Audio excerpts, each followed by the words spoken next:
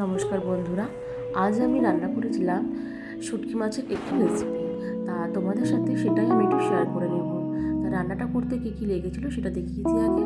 প্রথমে লেগেছিল পেঁয়াজ কুচি, আদা বাটা, রসুন বাটা আর লঙ্কা কুচি, আর সঙ্গে ছিল টমেটো, আর সবজির মধ্যে ছিল বেগুন, সিম, পেঁয়াজকালি আর আলু।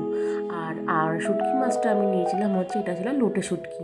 শুটকি মাছটাকে প্রথমে আমি গরম জলে সিদ্ধ করে ভালো করে ধুয়ে নিই, তারপর রেখেছিলাম। আর তারপরে কড়াইতে তেল দিয়ে শুটকি মাছটাকে আমি প্রথমে একটু ভেজে নিয়েছিলাম। আর শুটকি মাছটা ভেজে নেওয়ার পর তারপরে আমি গরম তেলে বেগুনটা ভেজে নিয়েছিলাম। বেগুনটা আমি ভেজে আগে তুলে রেখে দিয়েছিলাম। আর সবাইকে জানাই welcome to my channel Payel Pal. আর ভিডিওটা ভালো লাগলে তোমরা একটা লাইক, কমেন্ট এবং শেয়ার করতে ভুলো না কিন্তু। আচ্ছা, গরম তেলের মধ্যে আমি দিয়ে দিলাম পেঁয়াজগুলোকে একটু প্রথমে ভাজা ভাজা করে নেব। তারপরে দিয়ে দেব রসুন বাটা। রসুনটা দিয়ে একটু নাড়াচাড়া করে রসুনের কাঁচা গন্ধটা চলে গেলে তারপরে আমি দিয়ে দেব ওর মধ্যে আদা বাটা।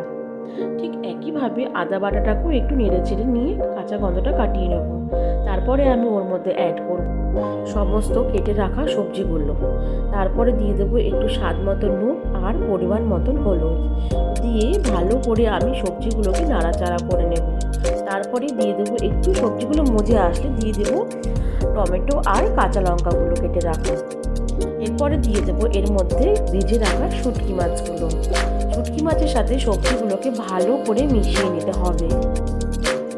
ভালো করে মিশিয়ে নিয়ে দেখো মাছটা রান্নাটা হয়ে আসলে নামানোর কিছুক্ষণ আগে দিয়ে দিতে হবে ধনেপাতা দিয়ে ভালো করে মাছটাকে মিশিয়ে দিতে হবে। দিলেই রেডি হয়ে গেল গরম গরম শুটকি মাছ। কেমন লাগলো জানিও কমেন্ট করে।